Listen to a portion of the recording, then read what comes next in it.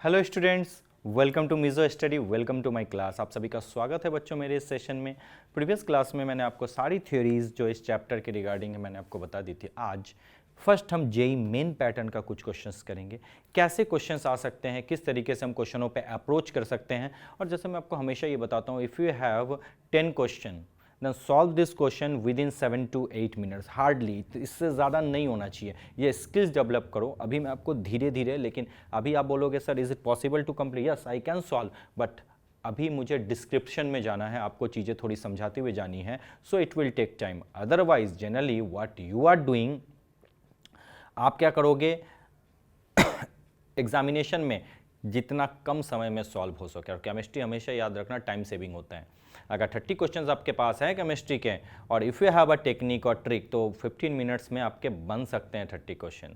So be careful, check it out. चलो अब ज़्यादा बातें नहीं करते और क्वेश्चंस स्टार्ट कर देते हैं। Now look at the question number 1। What is given? The vapour pressure of acetone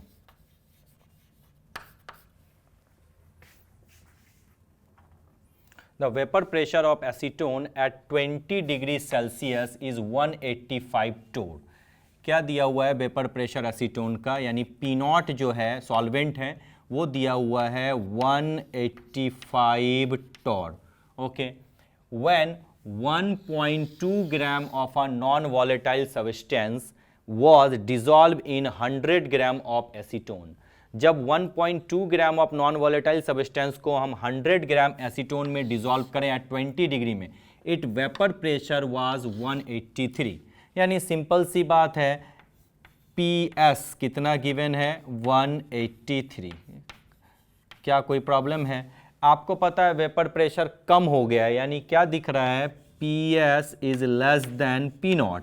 इतना तो आपको समझ में आ चुका होगा कि जो हमने मिक्स किया है वो कहीं ना कहीं क्या है? नॉन वॉलेटाइल सॉल्यूट है। बहुत अच्छी बात है सर, ये तो हमारे दिमाग में आएगा। रॉल्स लॉ लगा सकते हैं, बिल्कुल। Rawls law, relative lowering in vapour pressure जो आता है वो क्या हो जाएगा? P not minus PS upon P not is equal to mole fraction of the solute. This is the case. Am I right? Yes sir, you are absolutely right. ये आपका जो है फॉर्मूला हो गया। अच्छा, ये मोल फ्रैक्शन ऑफ सॉल्यूट क्या होता है सबको पता है। It is, if anyone ask you what is the mole fraction of solute, is equal to number of moles of solute upon total number of moles, Na upon Na plus NB। Na क्या है? Number of moles of solute. Solute मतलब क्या कि 1.2 gram of non volatile solute. क्या कोई problem है? सबको पता है number of moles equal to क्या होता है बच्चों? Given mass upon molar mass. Number of moles equal to क्या होता है? Given mass upon molar mass. Am I right? Yes sir. तो मोल फ्रैक्शन जो हम निकालेंगे सॉल्यूट का, पुट कर दें वैल्यू? यस सर, पुट करो, बिल्कुल ध्यान देना। Mole fraction of solute is equal to WA upon MA upon हो जाएगा WA upon MA plus WB upon MB। Am I right? Yes sir. अब इसकी वैल्यू यहाँ पे पुट कर दो। Mole fraction of solute is equal to WA कितना है आपका? 1.2 ग्राम, एंड मॉलिकुलर मास क्या है? M अपॉन गिवन मास कितना है? 1.2 ग्राम upon molecular mass plus given mass कितना है एसीटोन का? एसीटोन का 100 ग्राम है। बहुत अच्छा, ये सॉल्वेंट है। एसीटोन क्या है? WB क्या है?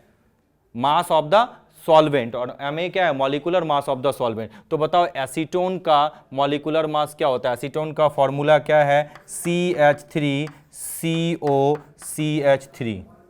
ठीक है, इसका कितना होगा? 12 plus 3 plus 12 plus 16 plus 12 plus 3, 15 plus 15 कितना हो जाएगा? 30, 30 प्लस 12 कितना? ये कितना हो जाएगा? 28। ठीक है, दैट इज 58। जो एसीटोन का आपका मॉलिकुलर मास है वो क्या आ गया आपका बच्चों? 58। क्या मैंने लिख लिया? क्या मोल फ्रैक्शन ऑफ सॉल्यूट आ गया? बहुत अच्छी बात है सर।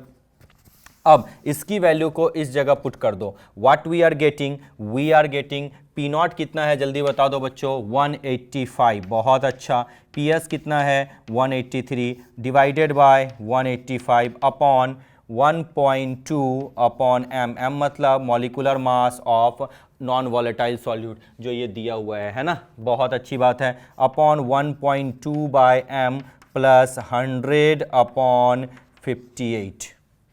क्या कोई प्रॉब्लम है क्या? अब आपको दिख रहा है पूरा कैलकुलेटिव पार्ट? यस सर, पूरा कैलकुलेशन पार्ट हमको दिख रहा है। अब हमें क्या ढूंढना है? सिर्फ और सिर्फ ये m की वैल्यू ढूंढनी है, याद रखना। अच्छा एक चीज़ और बता दूं, अगर सब बोलोगे सर ये तो बड़ा टफ होता है, बिल्कुल मैं मानता हूं ये टफ है थोड़ा सॉल्व करना। चलो इसको थोड़ा सा और नीचे कर लेते हैं। कैसे? इसको लिखेंगे 2/185। मैं बोलूँगा सॉल्यूशन डाइल्यूट है, लिखूंगा 1.2 अपॉन एम, ये वाले को मैं बहुत कम समझ लिया, अपॉन लिखूंगा 100 अपॉन 58। लो अब तो कर सकते हो। यस सर बिल्कुल कर सकते हैं। इसको क्या लिखेंगे जल्दी बता दो? 2/185, 185 है ना, बिल्कुल। 2/185 equal to 1.2 into 58 upon M into, यहाँ पे क्या है 100, m इंटू 100। क्या मैं ऐसे लिख सकता हूँ? बिल्कुल बिल्कुल लिख दो। अब क्रॉस मल्टीप्लिकेशन कर दो। 2 into M into 100 equal to 1.2 into 58 into 185 is equal to m is equal to 1.2 into 58 into 185 divided by 2 into 100। क्या कोई प्रॉब्लम है? देखो तो एक बार अच्छे तरीके से। बिल्कुल सर। अब ये कैंसिल हो जाएगा, तो ये कैंसिल होके कितना आ जाएगा जल्दी बता दो? 29। यस। अच्छा एक जीरो यहाँ पे आ जाएगा तो 29। अब कुछ कैंसिल हो सकता है क्या? अब इसको अगर ओवरऑल सॉल्व कर दो तो m आपका ऑलमोस्ट जो है ना बच्चों आ जाएगा 64 के आसपास। चेकआउट कर लेना। So B is the correct option for question number 1. What we are going to tell that is the B is the correct option. आपके पास पूरा डेटा है, कहीं कोई प्रॉब्लम है बच्चों तो आप एक बार घर पे सॉल्व करो, नहीं तो फिर आप मुझसे डिस्कस कर सकते हो। ना I'm going to rub this part। अब मैं इसको रब कर रहा हूँ और आगे बढ़ चलते हैं बच्चों नेक्स्ट की तरफ।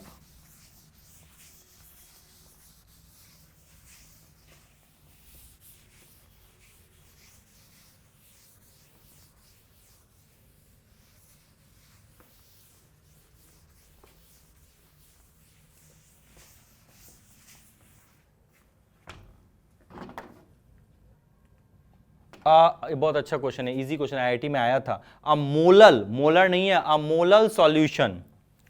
A molal solution is one that contains 1 mole of a solute। अच्छा मोलल मतलब क्या होता है? मोलालिटी तो होता है। मोलालिटी मतलब क्या होता है? Number of moles of solute upon weight of solvent in kg। What I am telling, molality is equal to क्या होता है? Number of moles of solute upon weight of solvent in kg। अब कहता है 1 molal. A molal is 1 that contains 1 mole of solute. अगर 1 molal हो तो यानी कहने का मतलब क्या? 1 mole of solute upon 1 kg of solvent, यही तो होगा। अच्छा अगर आपको सॉल्वेंट जो है ग्राम में दिया हुआ है तो क्या लिखेंगे? 1 molal is equal to 1 mole upon 1000 gram multiply by 1000, यही तो होता है। क्या कोई प्रॉब्लम वाली बात है? नहीं। तो क्या बोलेंगे? 1 मोलल मतलब 1 mole of solute is dissolve in 1000 gram of solvent. For question number 2 A is the correct option. What I am telling my friend, for question number 2 A is the correct option. Now let's move to the question number 3। Question number 3 क्या है देखो बच्चों, अच्छे से समझना। What is given here? For a dilute solution, wait for a moment, for a dilute solution Raoult's law. अच्छा Raoult's law क्या है पढ़ो तो। For a dilute solution Raoult's law state that the lowering of vapour pressure is equal to the mole fraction. देखो यहां पे first option ही आपको क्या करेगा? कंफ्यूज करेगा। लोअरिंग होता है, मैंने आपको बताया था, लोअरिंग नहीं relative lowering in vapour pressure होता है। तो पहला ऑप्शन तो कहीं गलत है ही नहीं, यानी रिलेटिव छोड़ दिया। दूसरा ऑप्शन देखें, the relative lowering of vapour pressure is equal to the mole आ गया। यानी according to Raoult's law what we are saying my friend, the relative lowering of vapour pressure is equal to the mole fraction of the solute.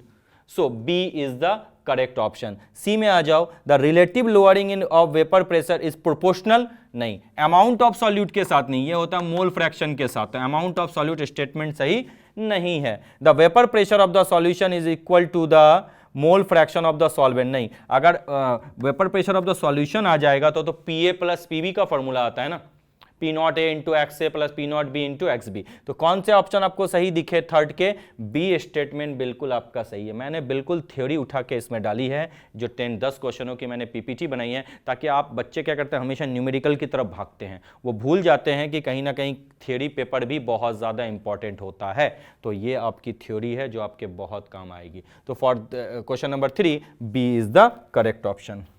हो गया क्या? बिल्कुल, बहुत अच्छी बात है। चलो अब बच्चों आगे बढ़ चलते हैं। Next let's move to the question number 4। देखो, consider separate solution of 0.500 molar. आपके पास कौन कौन से सॉल्यूशन है? देखो, पहला क्या है, जल्दी से लिख दो। यस सर, पहला मैं लिख देता हूं, that is 0.500 molar C2H5OH। Okay, aqueous, ठीक है। दूसरा मैं लेता हूं 0.100 molar Mg3PO4 whole twice aqueous. Third number आपका आएगा क्या? 0.250 मोलर KBr एक्वस। कोई problem? And 0.125, what I am telling, 0.125 molar Na3PO4 aqueous. यही तो है, 4 दिए हुए हैं, बहुत अच्छे हैं। क्वेश्चन में कहता है which statement is true about this solution, assuming all salt to be strong electrolyte. मतलब कंप्लीट डिसोसिएशन हो रहा है, ठीक है। तो क्वेश्चन क्या है, देखो, they all have osmotic pressure, then B option है 0.100 molar Mg3PO4 has the highest osmotic pressure, 0.125 molar Na3PO4 has the highest osmotic pressure, यानी कहीं ना कहीं ऑस्मोटिक प्रेशर के पास लिंकअप है। तो अब हमें क्या करना है, इस केस में ऑस्मोटिक प्रेशर ढूंढ के देखना है, क्या सबका सेम है, किसका ज्यादा है, किसका कम है, ये देखना है अकॉर्डिंग टू द क्वेश्चन। चलो, ऑस्मोटिक प्रेशर का फॉर्मूला होता है pi is equal to CRT, I लगा दो, pi is equal to ICRT। क्या कोई प्रॉब्लम वाली बात है? अब I किसका ज्यादा है, C किसका है, उसके अकॉर्डिंग। पहले के लिए देखो, आपको पता है भैया ये तो ऑर्गेनिक कंपोनेंट है, इसके लिए तो आपको पता है कि I कोई डिसोसिएशन नहीं और एसोसिएशन भी नहीं, तो I की वैल्यू 1 है। अच्छा, Mg3PO4 में बताओ, सबको पता है Mg3PO4 जो होता है बच्चों, वो ब्रेक डाउन होता है किस में, 3Mg2 प्लस में, एंड अच्छा PO4 होल ट्वाइस भी तो है, बिल्कुल, देन 2PO4 2 माइनस। ठीक है, देखो तो एक बार अच्छे से देख लो, नहीं 2PO4 3 माइनस होगा तभी तो चार्ज बैलेंस होगा। यस, क्या कोई प्रॉब्लम वाली बात है? नहीं। अब देखो कितने आयन इसमें बने, 5, यानी I की वैल्यू इस जगह पे कितनी होगी, 5। बहुत अच्छा, तो यानी इस केस में I की वैल्यू 5 हो गई। अब बात करता हूं KBr की। KBr का कितना होगा, जल्दी बता दो बच्चों। KBr ब्रेकडाउन होगा किसमें बच्चों, K प्लस और Br माइनस में। I की वैल्यू कितनी होगी, 2। बहुत अच्छा, लो ये भी आ गया, बहुत अच्छा। चलो, उसके बाद Na3PO4 है। Na3PO4 की अगर मैं बात करूं तो Na3PO4 ब्रेकडाउन कैसे हो जाएगा, जल्दी बता दो। 3Na plus and PO4 3 minus, and यहाँ पे I की वैल्यू कितनी हो जाएगी बच्चों, 4 हो जाएगी। बहुत अच्छा, सबके लिए I की वैल्यू आप निकल चुका है, कंसंट्रेशन निकल चुका है। आपको पता है ये चारों के लिए ये R और T तो सेम है, तो मैं सीधा सीधा सबका पाई निकाल लेता हूं value. Pi 1 is equal to, सीधा लिख दूं अब, I1 C1। इसके लिए तो क्या हो जाएगा, I1 1 है और C1 कितना है, 0.500। काम कंप्लीट। यस, दूसरे के लिए पाई 2 बोल दो, I2C2 लगा दूं, दोनों के लिए कॉमन है तो R और T से मल्टीप्लाई कर ही नहीं रहा हूं। एग्जामिनेशन में अगर सिंगल निकालता तो R और T दोनों से मल्टीप्लाई करना होता, लेकिन यहां ऐसा कुछ नहीं है। चलो I2 कितना है, I कितना है 5 है, C2 0.100, इसको भी सॉल्व करोगे तो क्या आ जाएगा 0.500, यहाँ तो 0.500 था ही था। बहुत अच्छा। पाई 3 की बात करूं, I2C3, I2 कितना है आपका 2 और इसका कितना है 0.250 equal to 0.500।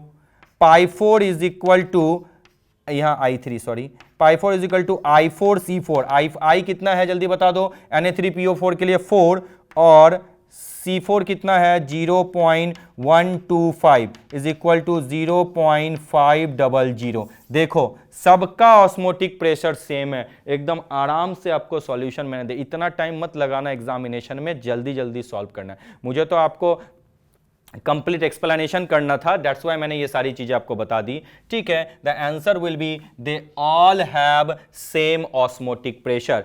So for question number 4 A is the correct option. कोई प्रॉब्लम नहीं, बहुत अच्छी बात है। मैं इसको रब कर दूं, बिल्कुल सर रब कर दीजिए, बहुत अच्छा। Next let's move to the next segment. तो नेक्स्ट सेगमेंट की तरफ हम लोग बढ़ चलते हैं। क्या है वो, क्वेश्चन नंबर 5, फिर से बहुत अच्छा क्वेश्चन है। When mercuric iodide is added to aqueous solution of potassium iodide. समझ में आया क्या बोला, व्हेन मर्क्यूरिक आयोडाइड, यानी कहने का मतलब HgI2 को ऐड किया हमने पोटेशियम आयोडाइड सॉल्यूशन में, तो आपको पता है क्या बनेगा, K2HgI4, यही तो बनेगा, कॉम्प्लेक्स बन गया, यानी बैलेंस करने के लिए यहां क्या लगा दो 2, कंप्लीट। बहुत अच्छा। अब कहता है कि फ्रीजिंग पॉइंट बढ़ेगा, घटेगा, टूटेगा, क्या होगा भैया पता नहीं। अच्छा देखें किसके टर्म्स में देखा है, फ्रीजिंग पॉइंट में। चलो अब आपको पता है ये K2HgI4 तो ब्रेक हो सकता है बिल्कुल, किसके कैसे फॉर्म होता है 2K प्लस और HgI4 पे 2 माइनस। बहुत अच्छा। I की वैल्यू इस जगह पे कितनी होगी 3, बहुत अच्छी बात। अच्छा जब ये सॉल्यूशन में गया तो ये 3 आयन दिया, जब ये दोनों मिक्स हो रहे थे पहले कितने आयन थे देखो तो, Ki किस में ब्रेक होता है, K प्लस और I माइनस में। Ki के कितने मोल हैं 2, तो 1 से 2 आयन मिले तो 2 से कितने आयन मिलेंगे 4, तो I की वैल्यू क्या होगी 4। क्या कोई प्रॉब्लम, यानी पहले I की वैल्यू ज्यादा थी, अब जैसे ही वो कॉम्प्लेक्स बना I की वैल्यू कम हो गई। काम कंप्लीट। यस। अब आपको पता है delta TF is equal to क्या होता है IKF into M, am I right, होता है क्या, बिल्कुल। डेल्टा TF मतलब क्या, डिप्रेशन इन फ्रीजिंग पॉइंट, यानी T0F minus TF is equal to IKF into M। कोई प्रॉब्लम वाली बात है। अब बताओ कि I की वैल्यू पहले ज्यादा थी, तो पहले ज्यादा थी तो ज्यादा डिप्रेशन होगा, और अब I की वैल्यू 1 कम हो गई तो फ्रीजिंग पॉइंट में डिप्रेशन नहीं थोड़ा सा बढ़ जाएगा। ये तो समझ गया, क्योंकि देखो ना I से मल्टीप्लाई करेंगे तो डिप्रेशन किस में ज्यादा था, पहले वाले केस में, अब 4 से कम हुआ तो I की वैल्यू कम हुई तो यानी डिप्रेशन इन फ्रीजिंग पॉइंट कम होगा। तो यानी आंसर क्या हो जाएगा, बहुत simple, freezing point is rest my friend. बहुत अच्छा क्वेश्चन था, थ्योरी है, छोटा लग रहा था लेकिन आपको समझ में आना चाहिए। This questions are not so much easy, आप आराम से इन क्वेश्चनों को सॉल्व कर सकते हो अगर आपकी थ्योरी पे कमांड है। अगर थ्योरी पे कमांड नहीं है बच्चों, it not possible to solve such kind of questions. Clear, बहुत अच्छा। चलो मैं इसको रब करता हूं बच्चों।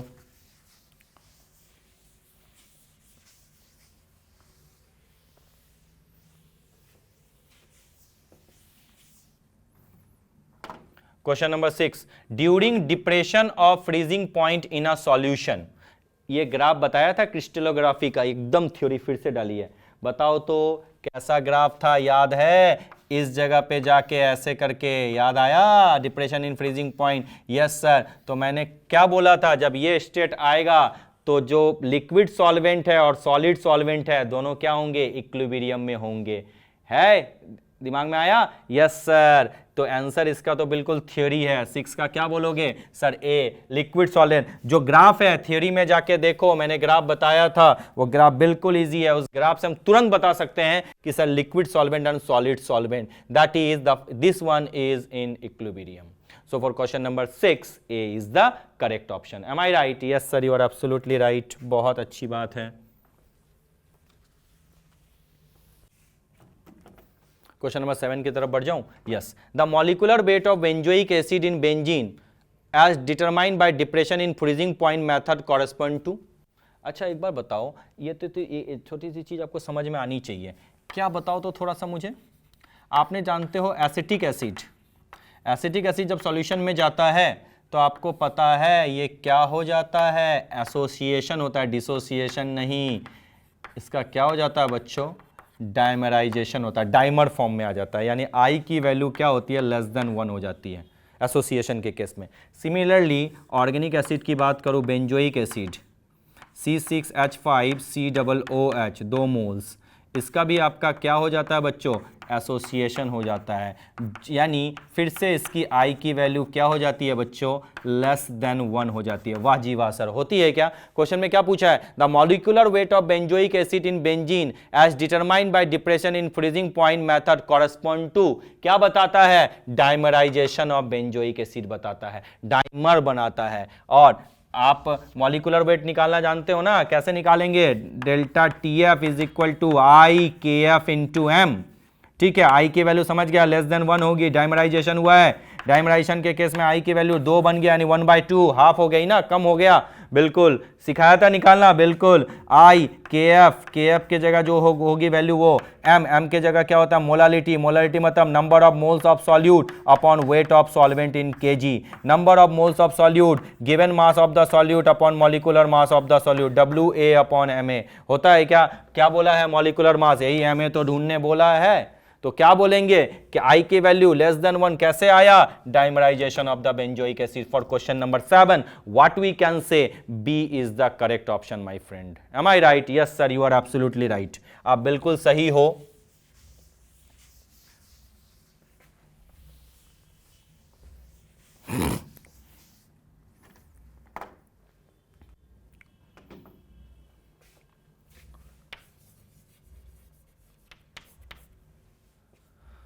The freezing point of solution containing 0.1 gram of K3FeCN6 in 100 gram of water. क्या बोला है? The freezing point of solution containing 0.1 gram of K3FeCN6. क्या है आपका? K3FeCN6. ठीक है, ये कितना ग्राम है जल्दी बता दो बच्चों. गिवन मास, इसका मास गिवन है 0.1 ग्राम. कोई प्रॉब्लम वाली बात है? नहीं. चलो बहुत अच्छा. मॉलिकुलर मास दिया हुआ है कितना? 329 ग्राम. बहुत अच्छी बात है, ये भी आपका दिया हुआ है मॉलिकुलर मास. चलो, इन 100 ग्राम ऑफ सॉल्वेंट, यानी वेट ऑफ सॉल्वेंट कितना दिया हुआ है बच्चों? 100 ग्राम. क्या कोई दिक्कत वाली बात है? नहीं. अब बोलता है the freezing point of solution. ठीक है, आपको पता है delta TF is equal to क्या होता है? IKF into M. आई क्यों डाला? क्योंकि आपको पता है ये इलेक्ट्रोलाइट है, ये टूटेगा. बिल्कुल, ये किस में टूटेगा जल्दी से बता दो. ये टूटेगा 3K plus FeCN whole 6, that is 3 minus. Clear to you? That is कितने आयन बने जल्दी बता दो. 3 इसके, 1 इसके. I is equal to 4. ठीक है, पुट करो इसकी वैल्यू. डेल्टा TF मतलब क्या हो जाता है? Delta not TF minus TF. ये TF क्या है? Freezing point of the solution. Water है तो वाटर का आपको पता है boiling point, sorry melting point कितना होता है? 0 डिग्री सेल्सियस. 0 डिग्री सेल्सियस मतलब क्या? हम तो सर जानते ही नहीं है 0 डिग्री सेल्सियस. 0 डिग्री सेल्सियस मतलब 273 kelvin minus TF is equal to I की वैल्यू क्या पुट करेगा? 4. KF की वैल्यू दिया हुआ हाँ बिल्कुल दिया हुआ 1.86। मोलालिटी मतलब क्या होता है, number of moles of solute, number of moles मतलब given mass upon molecular mass, put करो 0.1 upon 329। Okay, weight of solvent in gram 100 multiply by 1000। क्या हम ऐसा लिख सकते हैं? बिल्कुल। 273 minus T F is equal to 4 multiply 1.86 multiply 0.1 divided by 329 multiply by 100 into 1000। यहाँ 1000 है, क्या कोई दिक्कत नहीं? ये एक ज़ीरो यहाँ नीचे आया, ये और ये कैंसिल। 4 into 1.86 divided by 329। अब टी एफ निकालना है। टी एफ मतलब क्या? Freezing point of solid. बहुत अच्छी, सॉरी, फ्रीजिंग पॉइंट ऑफ वो जो आपका सॉल्यूशन आएगा, क्योंकि डिप्रेशन इन फ्रीजिंग पॉइंट है। तो डिप्रेशन इन फ्रीजिंग पॉइंट मतलब क्या कि जो सॉल्वेंट है, प्योर सॉल्वेंट है, उसका फ्रीजिंग पॉइंट ज़्यादा और सॉल्यूशन का फ्रीजिंग पॉइंट कम। यानी आंसर किस में आने वाला है? माइनस में। तो आंसर क्या आ जाएगा? A option. चेक करके देखना। -2.3 इंटू 10 टू द पावर -2। क्या कोई प्रॉब्लम है बच्चों? इजीली अवेलेबल हो जाएगा आपसे। बिल्कुल सर, आराम से आप इस क्वेश्चन को सॉल्व कर सकते हो। चलो बच्चों, मैं इसको रब कर रहा हूँ। I'm going to rub this part and we'll discuss the next one. Question number 9. Question number 9 क्या है? देखो, the elevation in boiling point. The elevation in boiling point when 13.44 gram of freshly prepared CuCl2 are added to 1 kilogram of water. अच्छा, weight of solvent जो दिया हुआ है वो दिया हुआ है 1 kg, मतलब क्या बच्चों? 1000 ग्राम। ओके, अच्छा, weight of solute कितना दिया हुआ है? 13.44 ग्राम। अच्छा, सॉल्यूट है क्या बच्चों? CuCl2। अच्छा, तो मॉलिक्यूलर मास ऑफ CuCl2 दिया हुआ है क्या? अच्छा, 13.44 नहीं, 134.4 होगा बच्चों, उसको चेक कर लेना। This is 134.4 gram. Am I right? Yes sir, एक बार चेक करके देख लो। Cu का ऑलमोस्ट इतना ही होता है। एक बार फिर भी मैं निकाल के देख ही लेता हूँ। Cu का होता है 35.5 और Cl का कितना होता है? 2 इंटू 35, 63.5 Cu का होता है और Cl का होता है 35.5, यानी 63.5 प्लस 71। ठीक है, 71 प्लस 63.5, 0.5314, 134.5। अच्छा, ऑलमोस्ट 134.4, क्योंकि ये कटने वाला होगा। तो क्या हो जाएगा? मॉलिक्यूलर मास मैं लिख देता हूं 134.4। क्या कोई प्रॉब्लम वाली बात है? नहीं। यानी CuCl2 का जो मॉलिक्यूलर मास है वो 134.4 है। चलो, उसके बाद क्या बोलता है? एलिवेशन इन बॉइलिंग पॉइंट हमको ढूंढना है। बहुत अच्छा। अब आपको पता है delta TB is equal to क्या होता है? आई के बी इंटू एम। आई लगाना पड़ेगा क्योंकि CuCl2 क्या इलेक्ट्रोलाइट है। बहुत। एलिवेशन इन बॉइलिंग पॉइंट सीधा ढूंढना है। बहुत अच्छा, नहीं डेल्टा टीबी ढूंढना। आई क्या होगा जल्दी बता दो। आप सबको पता है CuCl2 ब्रेकडाउन किस में होता है? Cu2 प्लस 2Cl माइनस में होता है क्या? बिल्कुल सर जी। आई की वैल्यू क्या होती है जल्दी बता दो बच्चों? 3। चलो, 3 मल्टीप्लाई के बी क्या होता है? 0.52।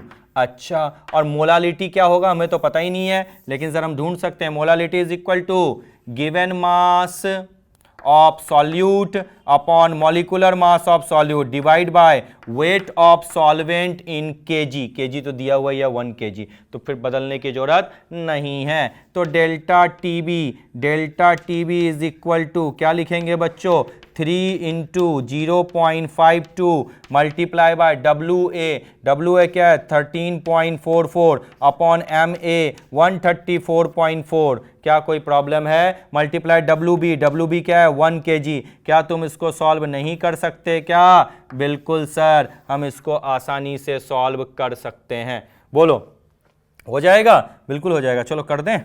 Delta TB is equal to 3 into 0.52, बहुत अच्छी बात है, इंटू 13,1344 डिवाइडेड बाय 100। 100 नीचे आ जाएगा, ये यहाँ पे 100 आ जाएगा और यहाँ पे 10 चला जाएगा, तो ये पूरा कैंसिल, बहुत अच्छा, तो मैं यही कैंसिल कर देता हूँ। चलो बहुत अच्छा, और उसके बाद ये और ये भी कैंसिल, कोई बात नहीं, बहुत अच्छा। तो कितना आ जाएगा, अपॉन सीधा 10 लिख दूँ, यस सर, और ये आ जाएगा 100, बहुत अच्छा। 52 इंटू 3 क्या होगा, 3 2 6 एंड 5 3 15, यही तो होगा।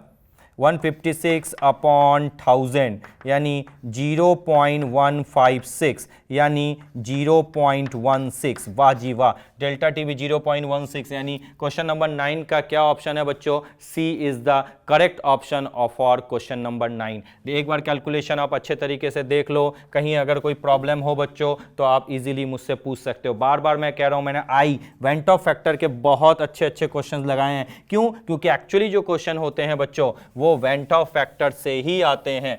तो जेई मेन में आपको प्रिपरेशन करने के लिए इन चीजों का ध्यान रखना बहुत जरूरी है। चलो नेक्स्ट फाइनल क्वेश्चन की तरफ बढ़ो। अब चलो ये बताओ ये क्या होगा, ये बहुत इजी क्वेश्चन है। When 20 gram of naphthoic acid it dissolve in 50 gram of benzene. ये क्वेश्चन मैं आपके लिए छोड़ूं, क्वेश्चन सॉल्व करो, कितना आसान है ये। When 20 gram of naphthoic acid यानी WA कितना ग्राम है, 20 ग्राम है, बहुत अच्छा। MA ढूंढ सकते हो क्या, नेप्थोइक एसिड का मॉलिक्यूलर मास कहीं दिया हुआ है, नहीं दिया हुआ है, अरे कोई बात नहीं, MA ढूंढ लो। C11 तो 11 into 12 plus 8 into 1 plus 2 into 16, यही तो होगा। चलो बहुत अच्छा, कितने ग्राम बेंजीन में डाला है, 50 ग्राम, यानी MB कितना है आपका, 50 ग्राम, बहुत अच्छी बात है। M I right, yes sir. अब फ्रीजिंग पॉइंट डिप्रेशन यानी डेल्टा TF कितना दिया हुआ है बच्चों, 2 केल्विन दिया हुआ है। तो बोलता है वेंट ऑफ फैक्टर की वैल्यू आप बता दो, I की वैल्यू। फॉर्मूला क्या होता है, delta TF is equal to IKF into M, my friend. Delta TF is equal to IKF into M। Delta TF क्या है बच्चों, 2, I नहीं पता, KF पता है क्या, KF दिया हुआ यस 1.72, और मोलालिटी इज इक्वल टू क्या होता है, WA upon MA upon WB multiply by 1000 तो करना ही पड़ेगा। चलो अब ये MA निकाल लो, कितना हो गया, 12 इंटू 11, 11 है ना, C11, ओके, 2 2 2 1, ठीक है, 2 2 1 3, 132। क्या कोई प्रॉब्लम है, नहीं। 132 प्लस 8 140, 140 प्लस 32 172, यही तो होगा, यस। पुट करो, MA कितना आ गया आपका, 172 ग्राम। चलो पुट कर देता हूं बच्चों मैं यहाँ पे। चलो 2 is equal to I into 1.72 into WA कितना है 20, MA कितना है 172, W2 कितना है 50 मल्टीप्लाई बाय 1000, यही तो है। चलो क्या क्या कैंसिल होगा, ये लो यहाँ 100 आ गया, ये खत्म, ये और ये भी खत्म, ये 0 कैंसिल, 5 2 10, वाह जी वाह। टू कितना आ गया, ये 2 कैंसिल, सीधा सीधा आंसर आ गया I इज इक्वल टू 1/2। अरे राम मिस्टेक मत करना, ये आ गया 1 इज इक्वल, हड़बड़ी में यही कर दिया 2I, yes, I is equal to 1/2 यानी 0.5, हड़बड़ी में 2 ना आ जाए। What is the value of I is equal to 0.5 my friend. For this question number A is the option number A is the correct option, and I hope you can easily solve such kind of question.